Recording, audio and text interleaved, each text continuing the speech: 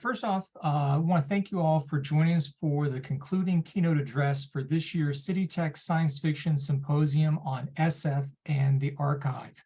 It's my pleasure to introduce our distinguished keynote speaker, Jeremy Brett, processing archivist and curator of the Science Fiction and Fantasy Research Collection at the Cushing Memorial Library and Archives at Texas A&M University.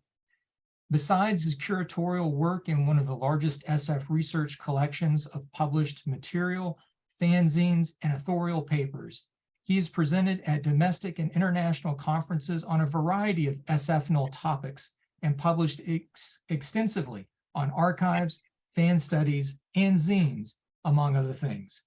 Today, he will be delivering a presentation titled Making Space, Science Fiction Archives and the Archival Citizen.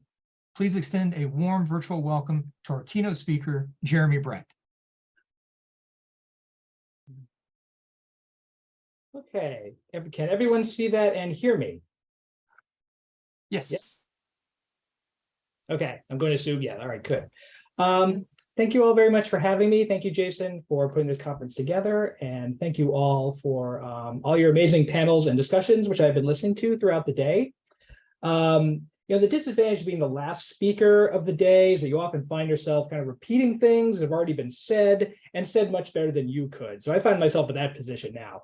So the panels and discussions today have been really brilliant, have been really thoughtful. The best I can do here is try and summarize and maybe restate some information, maybe give you a little new information from my perspective.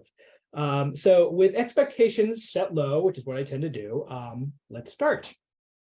All right. Okay.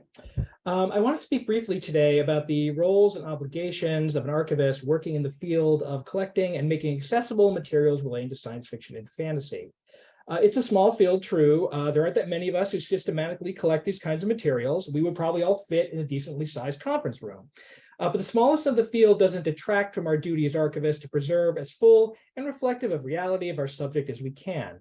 We need to be sure that we are making space, excuse the wordplay, cheap wordplay, for voices and figures that the traditional archival record and the popularly received histories of these genres have often been sidelined, hidden, stifled, belittled, or altogether silenced. Archivists are, among other things, memory keepers. Fundamentally, that is our job. And so what we do in our work can have a significant, even drastic effect on the understanding of history and the people who populate it. So I want to start by looking at a couple of recent media examples that tie into the concept of archival memory and responsibility. There's no lack, of course, of examples in science fiction of the importance of archives and libraries to memory and record keeping in order to preserve the past, even if that preservation is incomplete or incorrect. You've heard a bunch of them. People have talked about them in great detail in the course of the day. And of course, people from Bradbury to Asimov to Miller to Stevenson and beyond. So my few examples really, of course, only scratch the bare surface of the number of genre works that engage with archives and libraries. So I want to take a look first at some scenes here from the 2007 film Blade Runner 2049, directed by Denis Villeneuve. Please enjoy cinema's most unwelcoming, stupidly inefficient reference desk. If you've seen the film, this is a completely ridiculous concept. It's a very style over substance sort of deal, which one could say about Villeneuve generally, but that's a whole other story. So in the scene, Kay, played by Ryan Gosling, is a Blade Runner for the LAPD. He is visiting the omnivorous Wallace Corporation to search its records in order to identify the remains of a replicant. A replicant, for those of you who don't know, replicant being the term used for an android.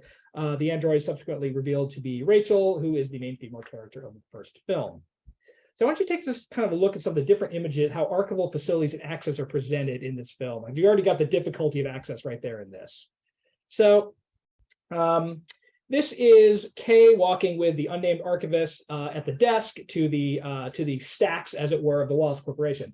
The blogger Real Librarian notes on this scene, quote, "The atmosphere feels almost wholly and reverential, with the rows of card catalogs akin to pews in church, but instead of feeling warmth or comfort from the reverence, we instead get a feeling of severity and sterility, perhaps because all the pre-blackout data has been wiped. All of these records are blank, useless, broken, yet they remain a monument to what was."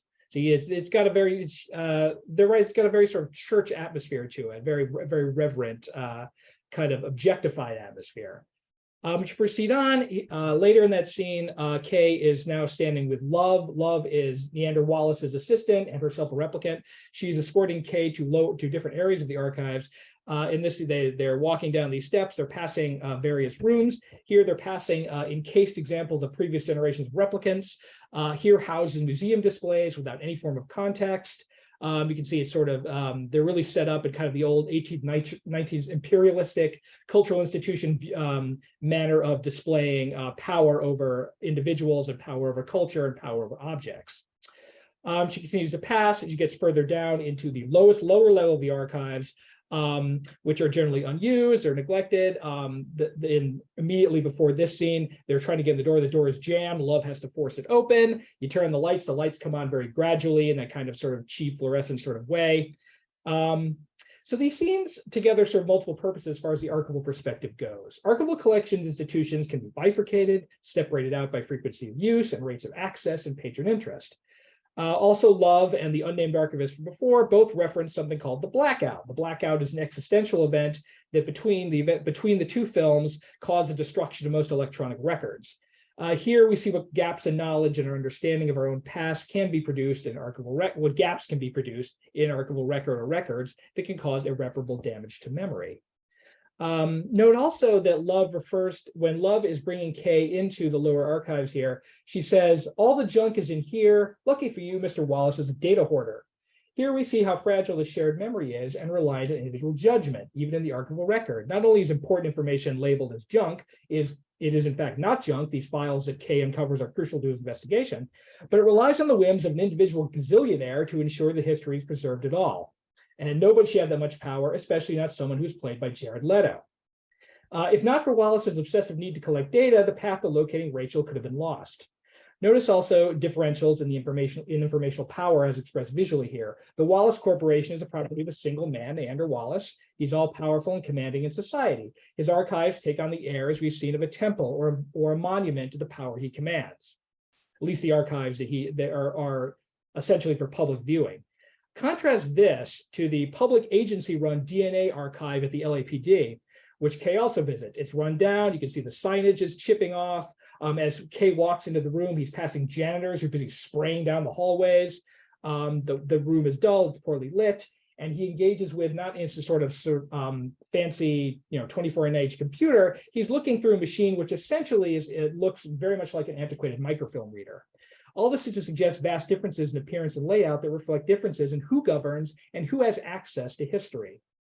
To quote Real Librarian again, the scene also emphasizes how vital archives are in society, how the loss of archives adversely affects a society, as well as how important access is to archives, unquote. It also stresses the individual nature of the archiving process and is a blow against the time-honored concept of archival neutrality. So a more infamous science fiction scene related to archives comes from an older and vastly inferior movie, 2002 Star Wars Attack of the Clones. So in this scene, Obi-Wan Kenobi is attempting to search the Jedi archives on Coruscant with the aid of Chief Librarian Jocasta Nu, try and hunt down the identity of bounty hunter, try to assassinate Padme Amidala, and to find the location of the planet Camino.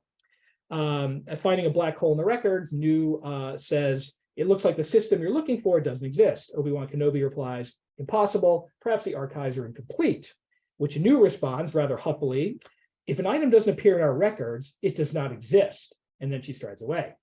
Now, of course, Nu's response in universe is a comment on the arrogance and lethargy of the Jedi in the era of the Late Republic. But we can also read it as a fundamental misunderstanding of what archives are. An archives may claim to be comprehensive, to be universal, to accurately and neutrally reflect history and memory, but it can never be so. Archives are never neutral. And it's in recognizing first the inordinate presence of power in the archives, from the previous scenes, and second, the absence of neutrality and the falsity of the idea that there can never be a complete archives or library, a complete Encyclopedia Galactica, as it were, that we step into our roles, and I say our, I'm referring mostly to archivists, as archival citizens. As Canadian archivist Rodney Carter notes, quote, archives are filled with voices. Archival texts, however, are not fully representative of society, unquote. The idea that archives are neutral spaces without vested interests or skewing is an increasingly outdated contention. that was based on a century's worth of archival theory created by and about people in power, people who believed that the powerful groups they represented or worked for, state agencies, the military, corporations, and so forth, were the default. And it was assumed that these entities were the records worth retaining. And even then, specifically focusing on high-level government or corporate functions in order to produce an accurate chronicle of history. Powerful people in our particular corner of the world have, of course, been rich. They have traditionally been men. They've been white, and they've been, at least publicly, they tend to be cisgender, with influence often out of proportion to their actual numbers. And for millennia, the official record of history and culture has been disproportionately concerned with the powerful and the important. As a result, political and cultural power creates silences by stifling or sidelining other voices. It creates gaps in the record by ignoring what happens outside the narrow purview of political and cultural influence. So switching gears culture-wise, here's a couple images from the recent Disney Plus show Loki, a show that perhaps surprisingly helps to illustrate this point about archival power. Behind the multiversal shenanigans of the title character, we see the playing out of ongoing, comprehensive attempts by the powerful to shape and construct a particular narrative. The central figure behind this is He Who Remains, seen here on the right, played by Jonathan Majors, who establishes what he calls the sacred timeline, a single and acceptable timeline of temporal events in order to preserve the fabric of reality from malicious, multiversal variants of himself. He creates an agency called the Time Variance Authority, an agency that enforces his own perceptions of what correct and proper history is by the destruction of variant timelines and all the denizens thereof, in a process called pruning. These countless variant universes thereby become silent. In the process, He Who Remains, to quote pop culture blogger Samantha Ross, quote, appointed himself a cosmic archivist, creating a narrative and crafting a truth while weeding out or pruning deviations that contradict his reality. In his mind, it was for the greater good, regardless of the violence inflicted on variants removed from the timeline, unquote. The Loki example provides a science fictional-based example of archival consequences. Silences or gaps in the archives exist for numerous reasons, among them being the results of decisions made by individuals about what is worth preserving and about what voices are considered important enough to maintain as, quote, true history, unquote. No archives can ever be wholly accurate or fully comprehensive because they are only as good as subjective and biased human beings who maintain them. In other words, in the real world, there's no prime Loki who forever supersedes variant Loki or variant Sylvie as the true and only Loki. Each one has their own voice and perspective and realm of experience. But the deep tragedy underlying Loki is the catastrophic and incalculable loss of voices when a variant timeline is pruned. Those countless lives and experiences are gone, the collective memory of the universe is lessened. Holes in the collective memory in the archival record produce deep, disastrous, and damaging historical silences. But it's interesting also to note, those of you who've seen Loki will know it's probably no coincidence that the Time Variance Authority, this multiversal agency that's authority over all of reality, is essentially perceived and set up to look like a mid-20th century American bureaucracy, depending heavily on files, heavily on different government and power structures. So that's certainly an interesting point too. So silences can be a complicated concept. The point of this quote from this poem by Adrian Rich is to note that silence does not necessarily mean negative space or an absence of activity, voice, or action. Instead, as Rich and archival scholars have noted, silence can be a, quote, plan rigorously executed. Sometimes the silencing is, as Rich promotes, a forceful strategy of resistance by a marginalized group. Other times, most times, might be able to argue it is accidental or inadvertent. Sometimes it's a conscious effort by marginalized groups who feel no connection to our Western record-keeping practices and institutions. But too often, all too often, this silencing, even if not actively malicious, is an act of intellectual and structural violence done to protect the prime narrative that prioritizes power, the sacred timeline, if you will. It's vital for archivists, in the interest of historical and societal justice, to uncover these silences and fill in gaps. If archivists can work to aid people or groups whose voices have been excluded from the documentary record, then they can help in overcoming archival institutions and collections as sites of inequity and exclusion, and thus in ensuring that the voices of variants from the main narrative are given their space as well as any other. It's likewise to make sure that in doing archival work, we respect silencing when it's a voluntary and proactive work. So yes, silencing, like I said, silencing is complicated. In the 2018 film A Quiet Place, absolute silence is the key to literal survival in the face of an alien enemy that hunts by sound. But looking at the other side of it, in the 1999 television episode Hush from the show Buffy the Vampire Slayer, the evil demonic gentlemen who carve out people's hearts, the motive for which is never given, which itself is a form of silence, work by silencing the voices of everyone around them to prevent anyone from screaming or calling for help. Society in Buffy's town of Sunnydale falls into chaos and misery because the loss of verbal and expressive autonomy is traumatizing. Evil and depredation are defeated only when Buffy finds herself able to scream, the released sound and her newfound freedom causing the gentlemen's heads to literally explode.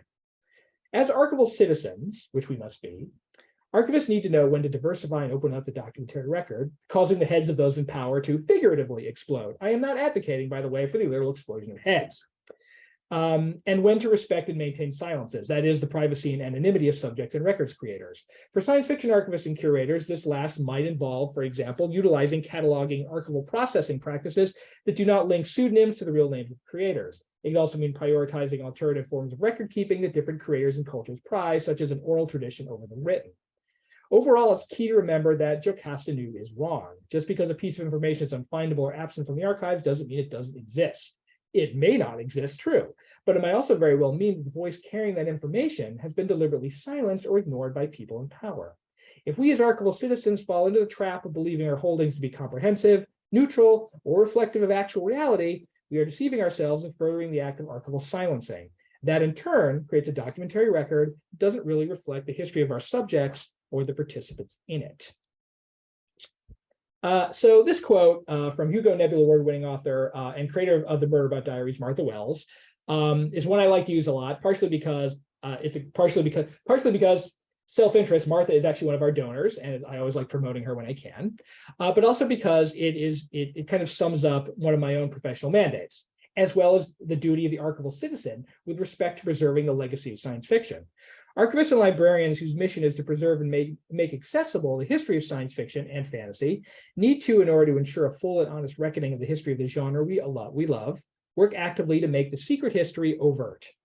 So using me as an example, and I admit I'm only one example, how does one in daily work go about doing this? So for developing my collection, I work first from the presumption that the traditional narrative science fiction is one founded by, rooted in, and still owned by cis white men. That is a false narrative and ahistorical. It's a presumption that still carries weight in some quarters, unfortunately. We saw it in recent years with the sad puppies and the rabid puppies, to name a bit. And you could even argue Gamergate is part of that. And we see it online today whenever women or people of color or a gay or trans person wins critical acclaim or awards. In these days of renewed violence and violent rhetoric against underrepresented groups, I find it more important than ever to be a conscientious archival citizen and do my best to ensure that an accurate panoply, a full chorus of voices is heard and remembered. For something like science fiction, an imaginatively limitless genre, it would be a violence to its history to limit our capture of its history within that narrow frame, or to consider these diverse voices to be outliers or exceptions. So what I make sure to do to keep abreast of, part of what I do make sure to do is to keep abreast of current publishing trends, to make sure that I capture a full range of not only authors, but things like authors' place of origin, language, subgenre, and medium. So novels, short stories, collections, poetry, nonfiction, etc. Be abreast of the careers of creators across a wide range of those same characteristics, and also keep in mind research trends, taking note of what subjects are enjoying popularity, particular acclaim, particular notice, getting particularly stressed. A large segment of the collection I curate consists of archival collections from authors both established and rising. The trick is not only to identify authors and creators that are critically acclaimed or highly visible in the field, but also ones that are coming up or new in their career and or whose work I judge will be of continuing relevance and interest. Again, this goes back to the point that archives are not neutral. A lot of our archival collections are the collective mass of decisions made by individual archivists. But in any case, I look not just to cis white males, but I'm working to send our holdings of papers and other materials from women, from writers of color, from LGBT writers, and so on. And I know that many of my colleagues do also look to collect and make available creative and organizational materials from fans, people whose responses to the creative record of the genre are also part of the ongoing story of science fiction. Anything resembling an accurate record of how science fiction has developed over time needs to include not only the texts and media productions and the records of the creators of them, but the documentary record of the people who respond to those texts. This is all done through numerous methods, including this sort of collection development is done through numerous methods, personal contact and reaching out electronically. There's any number of ways to make contact with potential donors. And collection development is not a process that is restricted to books and magazines and manuscript materials and photographs. The sort of quote unquote typical things you see in archives. We look to archive new and alternative kinds of storytelling and image making that may not have been captured well in previous generations of archives. Things like video games and role-playing games, costumes, what might otherwise be termed throwaway ephemera, science fiction, fantasy-centered maps, all kinds of interesting, perhaps non-straightforward things. Only in reaching for diverse holdings and all their manifestations can I feel that I'm doing my job as an archival citizen, trying to grow a collection that reflects the diversity of the science fiction and fantasy genres to fill documentary gaps and to end silences where appropriate. The archival citizen impulse also applies to outreach activities.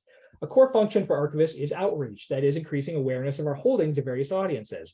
A large part of that function involves exhibits. So when I construct exhibits, some long-term and some quick pop-up exhibits, it's incumbent on me to make those exhibits not only interesting to me personally, because these long-term exhibits take months to plan, and I want to make sure that I like what I'm doing, to me personally, and to center them around themes of likely interest to patrons, but also to make sure that displayed items and programs are diverse enough that attendees not only find books or authors or media productions or whatever else is featured in the exhibits to catch their interest as readers and viewers, but that they can find something of themselves in what they see. For example, this exhibit here, you're looking at the, on the right here is the cover of the catalog we put together for this exhibit. And on the left is the exhibit monitor. This exhibit ran Stars or Hours, ran at Cushing for 6 months in 2019. Our mandate was simply to let attendees know that the long and continuing story of science fiction and fantasy belongs to them, not to any one person, but to them, along the Star Trekian theme of infinite diversity and infinite combinations. We include this monitor you see here on the left to continually rotate quotes about the different diversities of science fiction and fantasy from a wide range of creators and sources to stress that point. So that quote there is from John Scalzi, but we quoted people like N.K. Jemisin, Octavia Butler, and Gene Roddenberry, and Philip K. Dick, and Aliette de Bodard, and Ursula K. Le Guin, and quotes from television shows like Adventure Time and Rick and Morty and Babylon 5. We tried to ensure that we weren't extending existing silences or gaps through othering any creator or work, and we made sure to apply diversity as widely as we could. And people came and responded very positively. They often saw themselves in items. For example, one of our Mexican-American attendees was quite overjoyed by the inclusion of our poster of the film Rogue One, which prominently features the actor Diego Luna. Likewise, a student came in one day as part of a tour group and was very surprised and excited to find a work by Rebecca Roanhorse in the display. The student had a Native American background and was completely unaware that there is about indigenous futurisms or that natives wrote science fiction or fantasy of any kind. Searching for these small moments of joyous discovery, as well as, of course, supporting more weighty missions of study and research, are part of the duties of an active archival citizen. We do this by reaching out through outreach events to make people aware of special collections more broadly and of the diverse richness and science fiction genre more specifically. Ensuring access is also key. These are just links to our library catalog and our archival management system, the main descriptive systems for which you can locate items in our holdings at Cushing Library. Ensuring access is also key. Gates need to be open and maintained between patrons and materials. Leaving aside the fact that as a public institution, Texas A&M is obliged to provide access without hindrance to anyone who asks.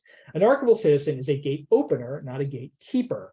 Unused or inaccessible materials are fundamentally useless materials in the end. And fortunately, the archival mindset has been moving away for decades from the idea that items must be protected from users towards the more democratic, self-evident proposition that materials are the shared property of humanity as a whole, and barriers to access, whether through reducing obstacles for use by disabled people, through digitizing materials and making them available electronically, or developing usable tools such as workable archival management systems, to name a few. This is how we reduce these barriers. There's also an emotional component to furthering access as well. We need to do our best as archival citizens to make our special collections, institutions, and collections actually welcoming to people. Students in particular may suffer from what in our field we call library anxiety. This is a phenomenon that was defined in the 80s by Constance Mellon as, quote, the cluster of fears and insecurities that many university students report when visiting an academic research library for the first time to do research, unquote. We make space for these feelings, and these feelings of fear and inadequacy can be overcome by archivists and librarians who work to exhibit, make accessible, and allow patrons to handle and engage with materials. And not necessarily through the standard practice of connecting patrons with materials they acquire for research either, but also through what philosopher Paul Moser calls sacro-power, that is, the power to attract, which emanates from the very being of primary materials, unquote. Or as I put it, the coolness factor. of handling or being around manuscripts or other artifacts from creators that mean something to people. For this reason, our collections, and certainly other collections in this field are likewise open not only just to the typical run of books and magazines and so on, but to artifacts from pop culture that people find intrinsic interest in, and which often have the effect of opening their minds to the expansive possibilities of what special collections or archives can be.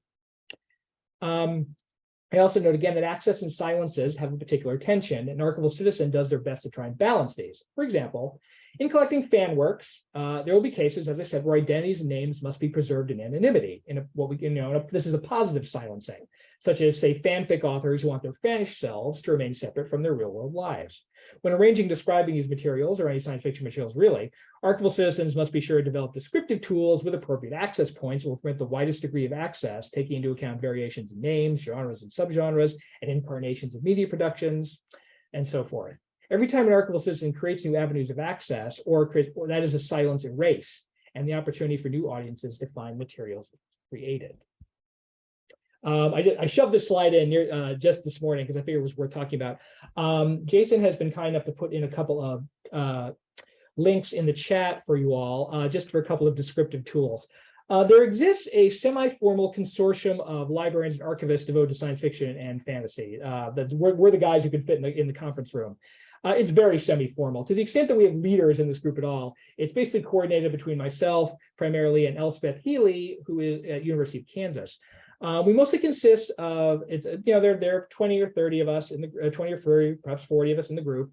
And we mostly consist of a listserv that exists for the purpose of information exchange, initiating group projects, making each other aware of collections or items available for acquisition, conference opportunities, passing on reference requests from our institution that we can't answer. We will pass it on to people in other collections.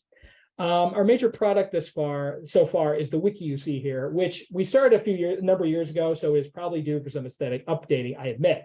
But it provides links to archival collections arranged by name of creator that are held by our member institutions. I want to offer this to researchers as a potential discovery tool if they like.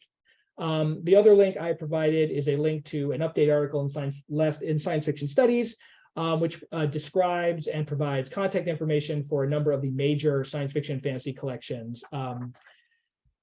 Major science fiction fantasy collections in the Anglo-American world. I will be honest to you, the consortium, we are a mainly white group. We are primarily Anglo-American with a few outliers in Australia. But one of our projects is also to start developing international partners to work with our collegial equivalents in Latin America and Africa and Asia and places where we can work for the possibilities of resource sharing, information exchange.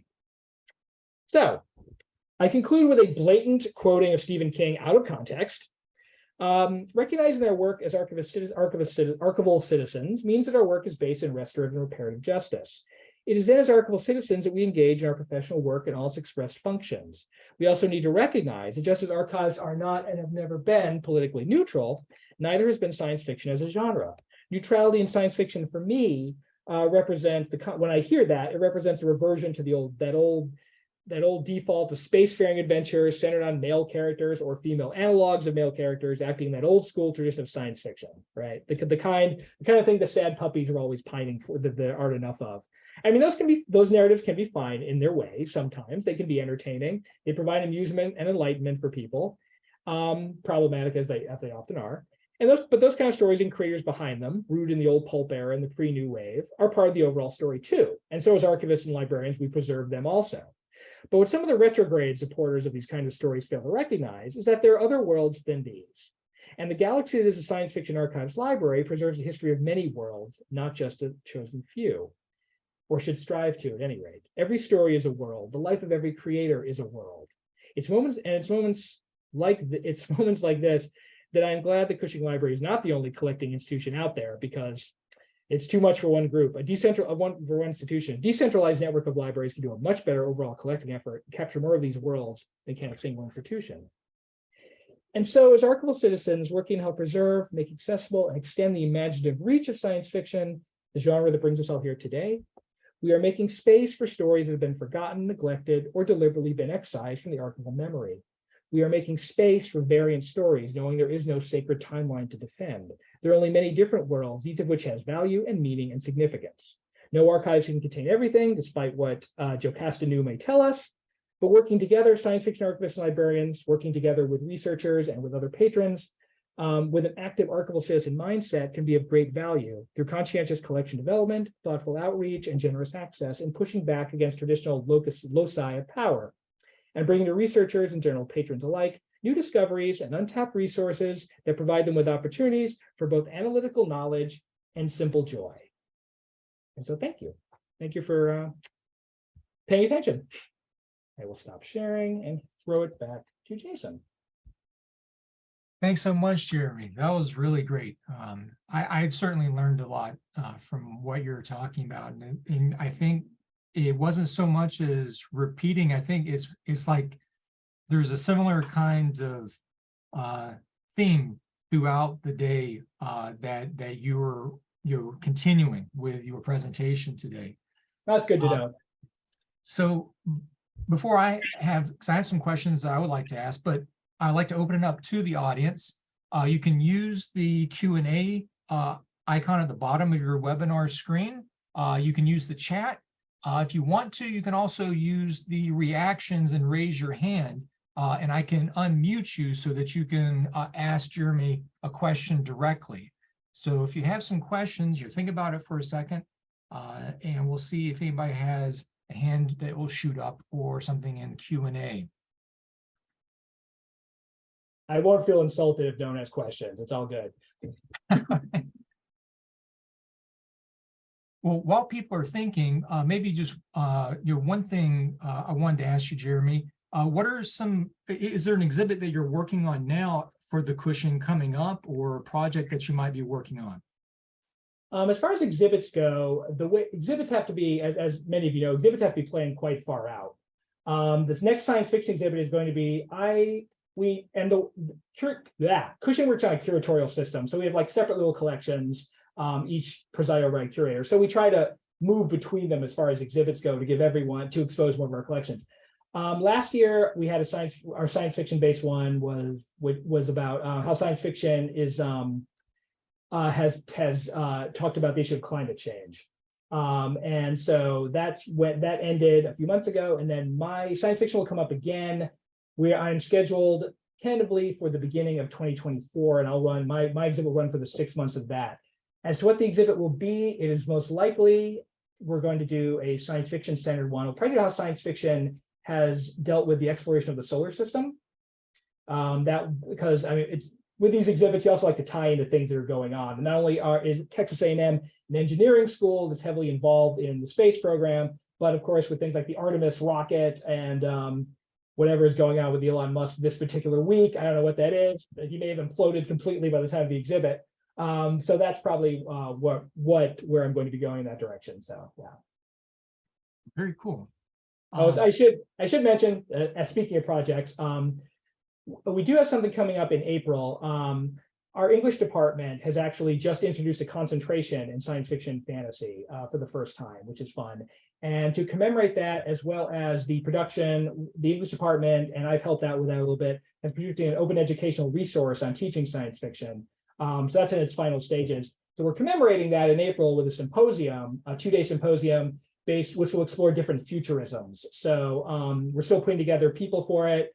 There'll be writers and scholars. As far as writers go, our main writer, our guest of honor, who will give the keynote, will be Darcy Littlebadger, the Lipan Apache writer, a great recent YA fantasy and science fiction fame, who is also an Aggie, so we double that. And Martha Wells will be here, and scholars will be. It'll be Lisa's coming, I believe, Lisa Yazek. So so we'll be looking for that. That'll be the next big science fiction event coming our way on this campus.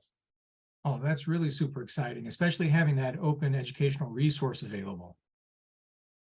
I think so. I've been pretty excited about it. Yeah, it's still going through, it's going through its polishing, its final stages, but it should be quite a help, I think. Cool. Other questions from the audience? You can use the reactions, raise a hand, or you can type something into the chat. Well, actually, we have one here from Lee. You were talking about access, which was the topic of the last symposium at CityTech. Any thoughts about how we can get more people to get access to archives, especially those outside of the academic space? Unmute myself. That's a good question. It's actually, Yeah, so we try to do that at Cushing. Most of the institutions that that my colleagues are involved with, we are academic in nature, but there is no one of us that doesn't also try to appeal to outside and popular audiences. I mean, the advantage of science fiction and science fiction fantasy is these are genres that have natural appeal for outside the academic world. And we do this through, again, promotion of exhibits. We invite speakers and who are relevant to our collections, and we speakers of general interest to people. Let's see, what's a good way? One way of doing this, this is particular to my institution, so everyone's mileage will vary.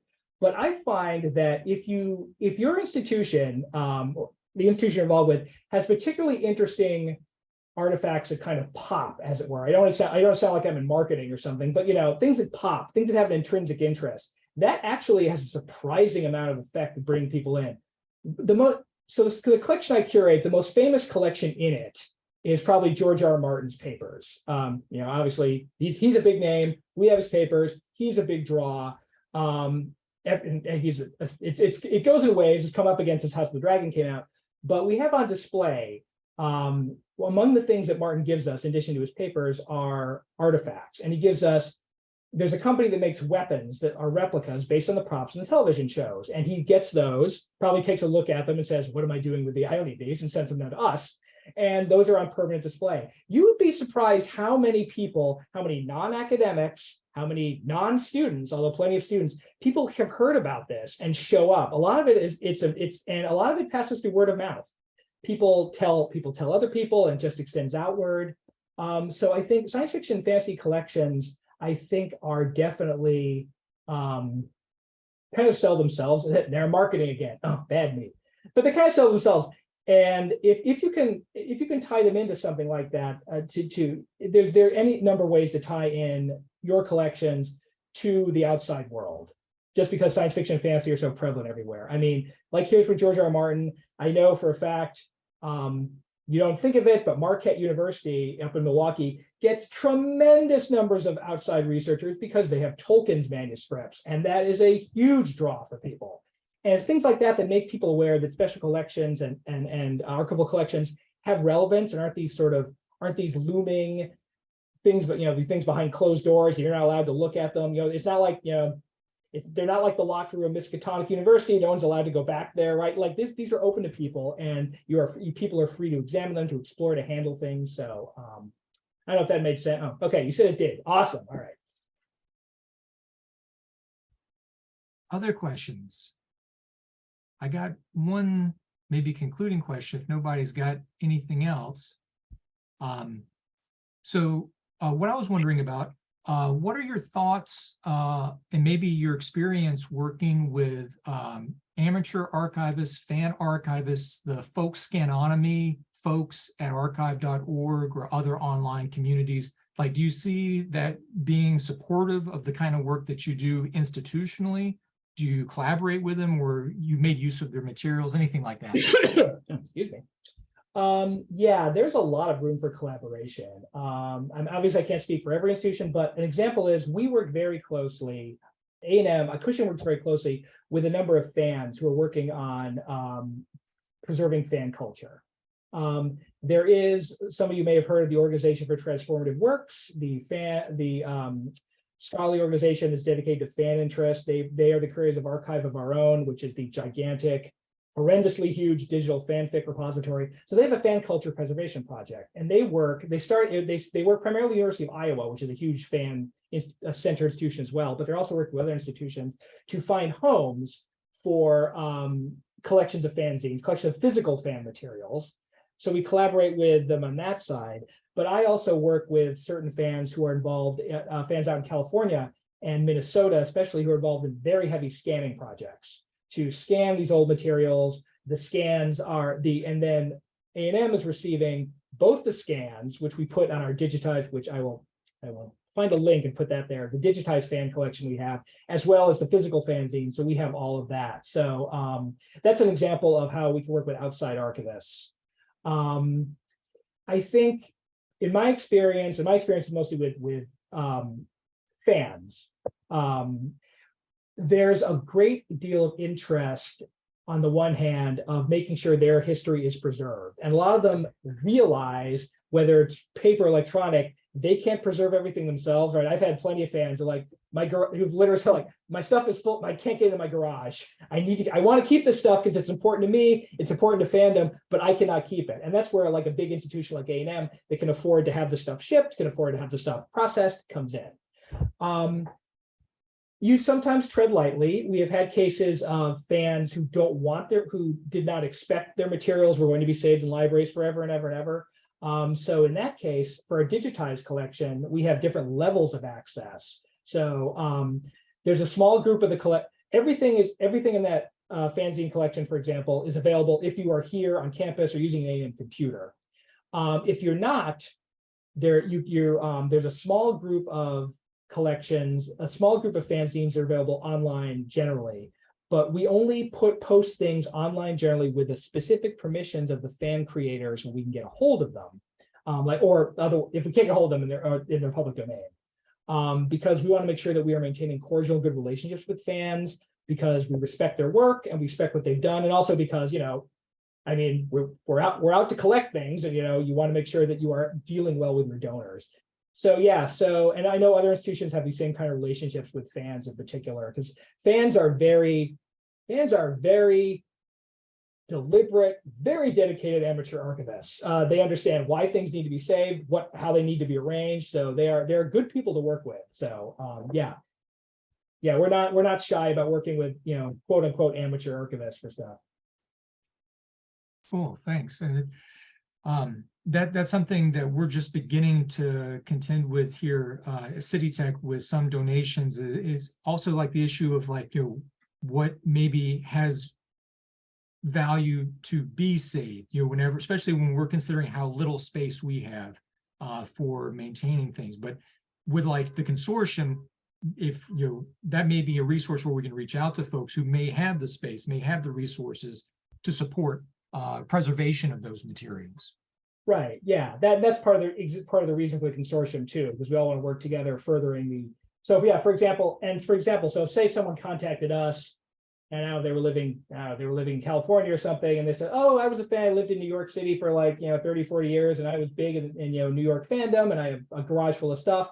Does anybody want it?" This is the case. Well, we would like to pivot towards the place where that stuff originally came from, because it has that geographical context.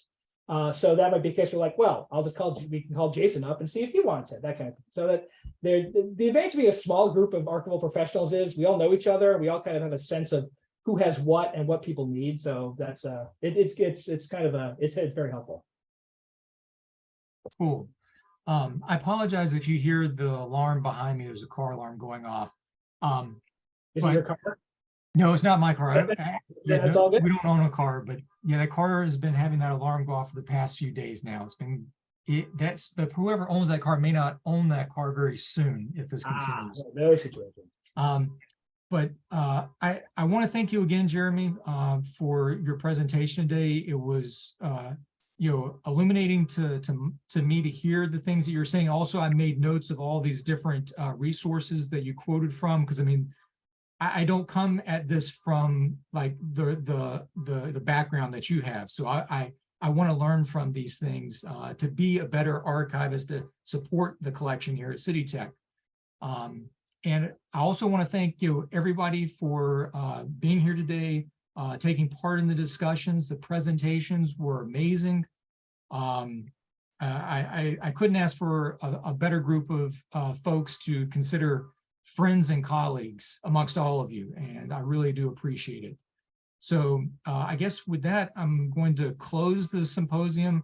I will send out some emails later once I get all the material chopped up and posted to YouTube, so that you can link to your material if you want to, because definitely for all the presenters, I want that to be a resource that you can make use of. And it may be something that you can share with colleagues, students, etc. later on who weren't able to join us here today. So thanks again, and have a good rest of the week. If your semesters are still ongoing like they are for us at City Tech, I wish you all a good conclusion to the fall semester, and you have a really great evening.